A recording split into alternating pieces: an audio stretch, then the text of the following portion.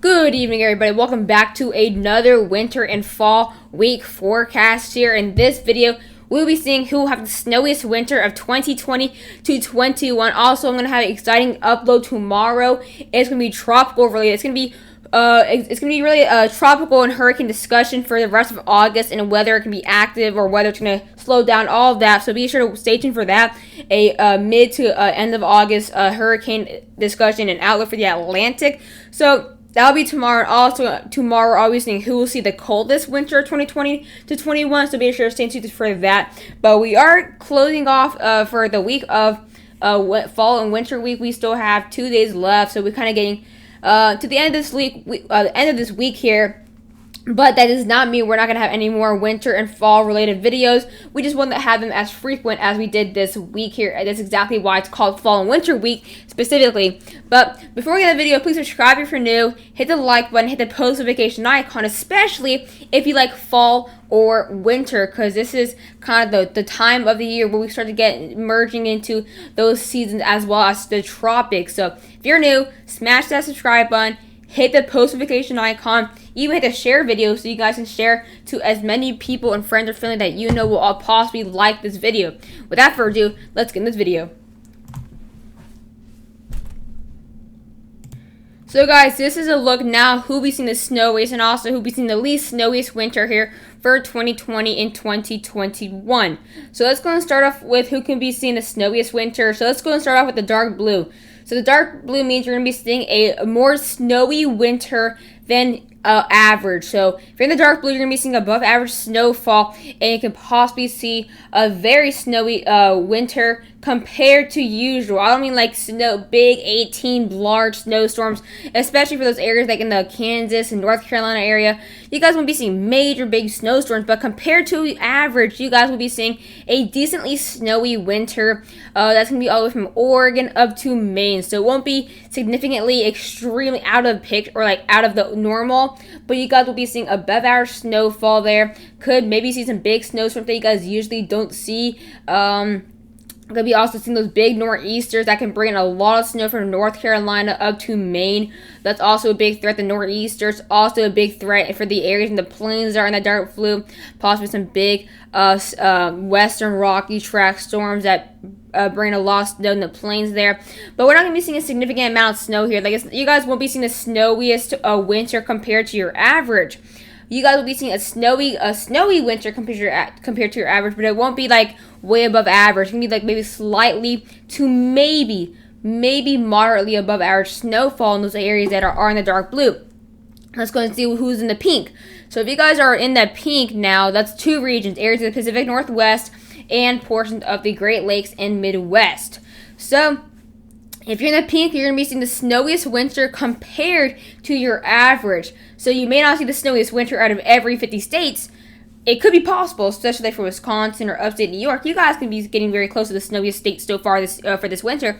But this is based on your average. So like you probably see the most snow compared to your average compared to other states this year with their average possibly this winter. The reasoning for these two regions that I chose is because the possibly incoming to close, if not La Nina pattern, if not a weak neutral, which will bring in very large Arctic and polar jets that do move in for the Great Lakes and also portions of the northern United States.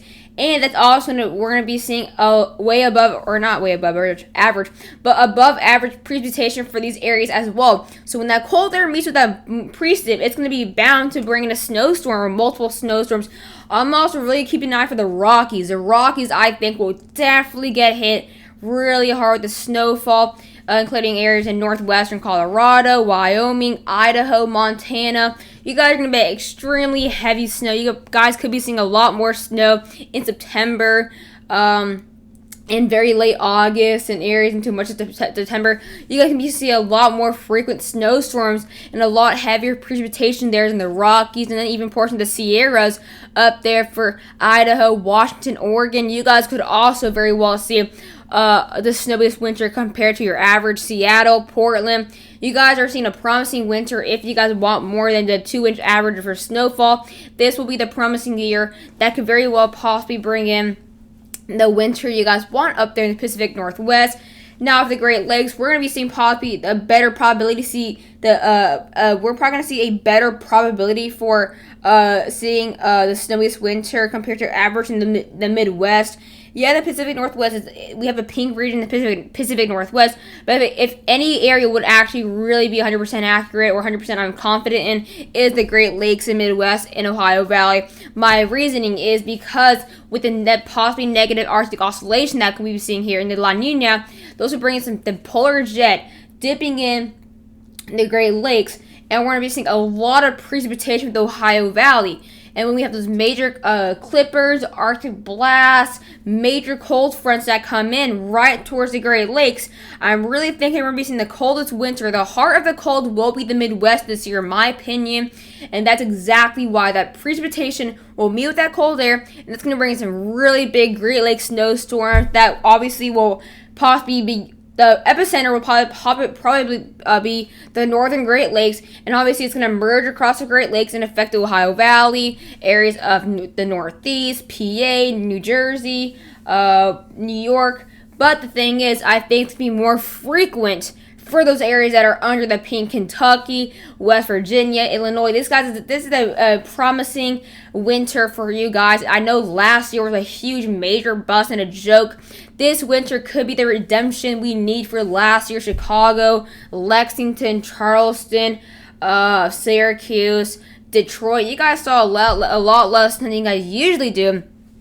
But this year, this can be the complete opposite, especially now that we went from El Nino last year, or dead center neutral, to now possibly getting maybe to a La Nina pattern. So that's going to be a huge, not problem, but a huge concern, because you guys are going to be going from this can be a last year's bust, so it may not happen, then see major blizzards or something like that. But really, I'm really confident about seeing some big snowstorms. I'm also really worried about the Great Lakes. I do think we definitely have a chance there for those areas in the Great Lakes and also the Rockies as well, to possibly have maybe a pre or a after Thanksgiving snowstorm. I feel like we're going to be seeing some big snowstorms this year around Thanksgiving time. So obviously that's before winter, but I think this whatever you see in the map, I think this will start coming in by November. Even though November is technically not winter, but I think we can just see the setup coming in by November, as that La Nina could be nearing by that point. But really watching out for some big snows from the Great Lakes, Ohio Valley, Northeast, and also the Pacific Northeast. This may or may not change, obviously, so this is not 100% accurate. As we get closer and closer, you probably see a huge change in these maps.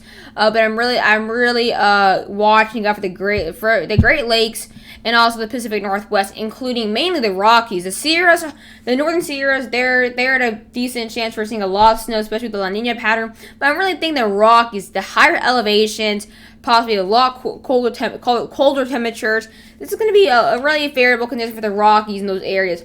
Now let's check out the areas that will be seeing the least snowiest winter compared to average. As you can tell, it's going to be the South, obviously, because if we are near the La Nina pattern, that's going to bring in this jet stream, this the subtropical jet stream, and that's going to bring a very humid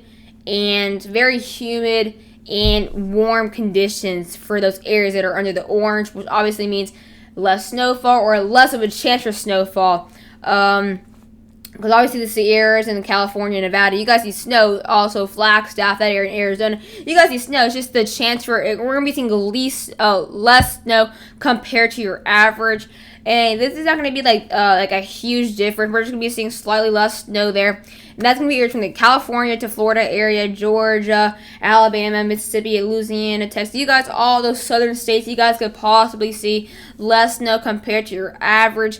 I think we're missing that kind of those like central parts of the United States there, like the areas that separate north to south. I think those areas would possibly see average snowfall. So those areas that aren't in any colors, you guys could be seeing average snowfall, or it means you could see slightly above average or slightly below average snowfall. So as we get closer, we'll probably kind of wind down a little space there. But yeah, it's gonna be more of a southern part of the United States. It's gonna be possibly less snow, a tad warmer. It's gonna be a lot warmer for the southwest though, drier, and then for the north, extremely snowy, very very cold and frigid. and very wet. So it's kind of completely opposite compared to last year. But of course, last year didn't play out exactly how we thought. So hopefully this positive AO, there will be a positive AO for La Nina. If this positive AO does come in like we think, this will happen. But who knows? Maybe watch this.